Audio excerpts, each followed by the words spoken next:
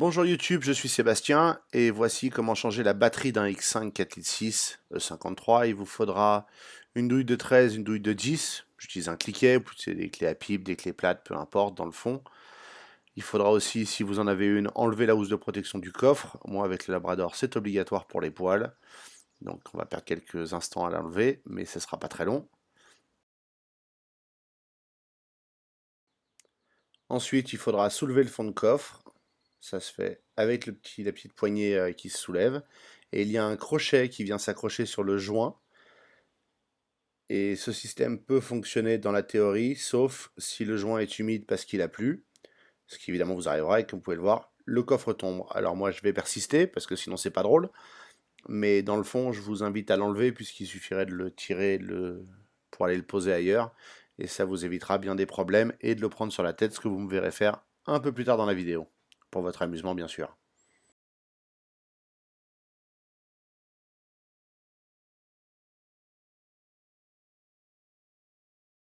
Sous le plancher du coffre, vous allez trouver la roue de secours qu'il faudra enlever pour accéder à la batterie. Ça n'a pas été conçu pour être simple. Donc pour ça, il suffit de dévisser le papillon qui la tient au milieu. Il n'est pas forcément facile à dévisser, mais il se dévisse. Si vous avez du mal, prenez une pince. Ça vous permettra d'avoir plus de levier. Ou changer de main si vous êtes comme moi et que vous avez une main plus efficace que l'autre. Pas la peine de le dévisser entièrement, il suffit de pouvoir enlever la petite plaque noire qui sert à caler la jante de la roue galette. Et ensuite on soulève. C'est moins lourd que ça n'en a l'air. Ça reste lourd, mais c'est moins lourd que ça n'en a l'air. Et en dessous de cette roue, on trouve le compresseur. Alors vous l'aurez pas forcément, vous aurez peut-être un support pour tenir la roue. Moi j'ai le compresseur puisque les 4 sont équipés de la suspension arrière auto-nivelante pneumatique. Et oui, quand même, hein. Elle sert à rien.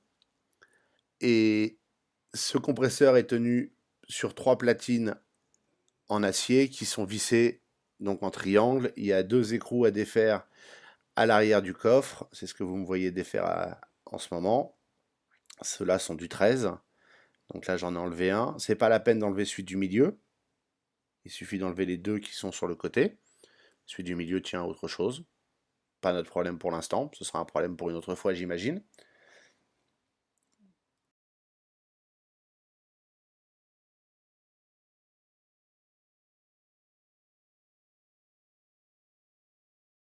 Une fois ces deux-là enlevés, il faut enlever les 2 qui se trouvent plus à l'avant, qui sont cette fois des vis. Donc il n'y a pas un simple écrou à retirer, il faut sortir tout l'ensemble avec la rondelle, ne pas la perdre évidemment. Et encore une de l'autre côté. Et c'est tout ce qui tient le compresseur en place. Enfin, le compresseur est tenu sur ces platines qui sont tenues sur la caisse de la voiture. C'est jamais simple. Donc une fois que vous aurez enlevé ça, vous pourrez redresser le compresseur en faisant attention à ne pas abîmer les lignes d'air ou carrément enlever le support si vous ne l'avez pas. Moi, j'ai le compresseur, il manquait une vis apparemment. Donc il y a l'une des lames qui ne tient pas dessus, mais les 3 devraient tenir dessus. Et on trouve enfin la batterie à enlever, cette charmante batterie. C'est un problème qui sera abordé dans une autre vidéo, mais globalement elle est relativement récente et elle a un problème intérieur. Quelque chose ne va pas. Je l'ai fait tester depuis et il y a un problème, donc elle sera remplacée. Vous avez cette tige sur le côté de la batterie qu'il faut enlever. Elle se dessert avec du 10 ou un tournevis cruciforme. On est aussi bien avec du 10. Et au bout de cette tige, il y a une platine qui tient la batterie en place. Et cette platine va être un peu galère à remettre en place à la fin, mais elle se remet très bien en emboîtant la tige dedans et en faisant bouger l'ensemble jusqu'à trouver le filetage dans lequel ça va. Dans mon cas, je desserre toujours la masse en premier, mais je ne sais pas si c'est important. Donc on dévisse les deux et on les enlève. En faisant attention à ne pas abîmer le système de protection, mais bon, comme il reste dans le chemin, c'est pas forcément optimal. Le système de protection, c'est ce qui se trouve sur les fils du positif. En cas d'accident, ça coupe le jus. Et voilà, on sort la batterie. Elle est plus lourde que la roue de secours. Donc prenez-la à 2 mains, évitez de vous faire mal. Et voilà la bête. Alors vous n'aurez pas forcément la même, la vôtre sera peut-être même marquée BMW. Je ne sais pas si ça servira à quelque chose. C'est ce que moi je vais remettre comme batterie temporaire. puisque j'ai encore l'ancienne que j'avais remplacée qui est un peu faible, mais c'est pour pas laisser la voiture sans courant et donc incapable de bouger si besoin, le temps que celle-là parte en garantie et revienne, enfin soit remplacée surtout. Voici la batterie BMW qui était dans le X5 quand je l'ai achetée. Elle date de 2012. Il y a la date marquée dessus, c'est sympa. Donc ça veut dire qu'elle a maintenant plus de 7 ans. Et je l'ai gardée simplement parce que, un, se débarrasser des grosses batteries est une tannée. Et deux, ça peut toujours servir parce que même si elle n'a plus le jus pour démarrer un X5 forcément, ou en tout cas le faire de façon régulière, il n'y a pas de raison qu'elle ne suffise pas en lui mettant des câbles ou en chargeant un petit peu. Et c'est ce que j'ai fait, je l'ai chargée avant de la mettre. Maintenant, il faut la remettre dans son logement. Moi, je procède en deux étapes. Le premier, je la descends dans le coffre. Le deuxième, je la mets dans l'emplacement prévu pour. Et là, tel que vous me voyez, je m'apprête à faire une connerie, à savoir mettre la batterie dans le mauvais sens, ce qui veut dire qu'il va vous allez aussi avoir la chance de me voir recommencer. C'est un peu laborieux d'arriver à passer la batterie en plus avec le positif qui veut se foutre en travers et dans le chemin. Voilà, et donc là j'ai mis la batterie dans le trou, ensuite je la cale dans son logement, c'est-à-dire qu'il faut la décaler vers la droite du véhicule et l'enfoncer à gauche, côté conducteur, pour qu'elle se cale, et l'autre côté est calé par la platine. Et voilà, maintenant on recommence dans l'autre sens, sinon c'est pas drôle. C'est sympa de perdre du temps quand on fait des choses comme ça. Et donc vous voyez, je la rentre vers la droite, et puis je la descends pour emboîter l'espèce de relief en bas de la batterie dans ce qui est prévu pour. Vous verrez quand vous verrez le trou en fait. Et je remets les fils dessus pour éviter tout problème. Et ensuite, avec la clé de 10, on resserre les cosses en place. Serrez bien, mais pas comme un âne. C'est pas la peine non plus de forcer. Ça doit juste tenir en place et avoir un bon contact.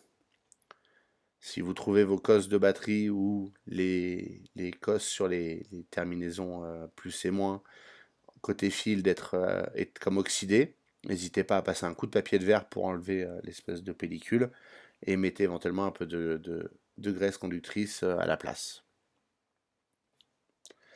La batterie mise en place, pas encore entièrement fixée, je me dis je vais tester, on va voir si elle démarre la voiture, ce sera intéressant. Et naturellement, contrairement à celle que je viens d'enlever, celle-ci démarre la voiture.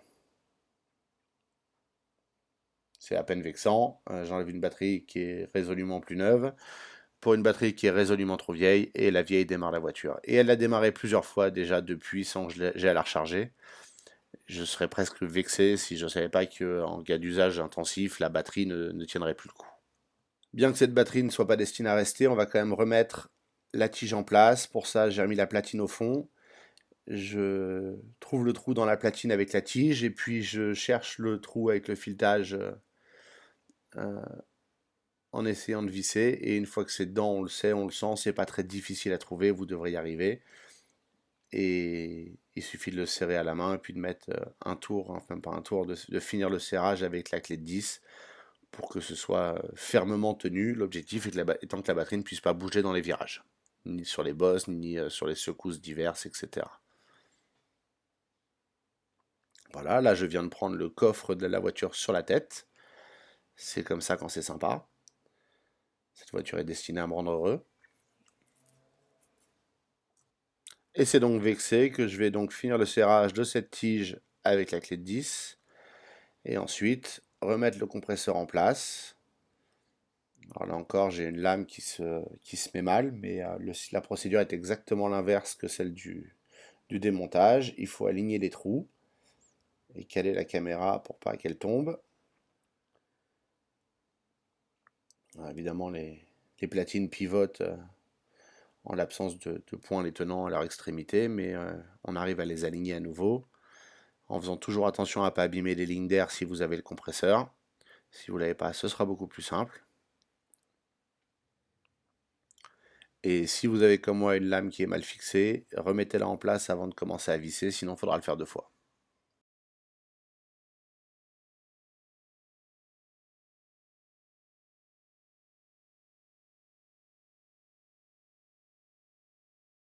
Et avec ça, il ne nous reste plus qu'à remettre la roue de secours en place. Euh, Là encore, rien de très compliqué. Je vous emmène jusqu'au bout, mais vous pourrez deviner la suite de la procédure. Il faut soulever la roue, la remettre en place en passant au-dessus du filetage. Et ensuite, il faudra mettre la petite platine noire, s'en servir pour centrer la roue par rapport à la tige filetée. Attention, la lèvre de la platine doit s'emmancher dans l'ouverture dans la jante afin de bien la caler en place. Ce sera peut-être plus simple de dévisser un peu plus le papillon pour la remettre, c'est le cas chez moi. Et c'est avec la platine que vous ajustez la position exacte de la roue. Et ensuite, vous serrez le papillon jusqu'à ce que la roue ne bouge plus.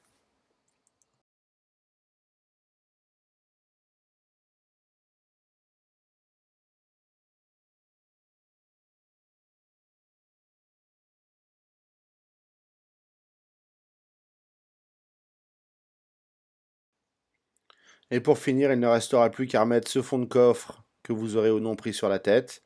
Il faut arriver à bien l'enfoncer dans ces guides à l'extrémité côté banquette. Et quand il est correctement dedans, il devrait se fermer facilement. Comme le mien a bougé pas mal, il résiste. Ce qui n'est jamais plaisant, mais une fois qu'il est dedans,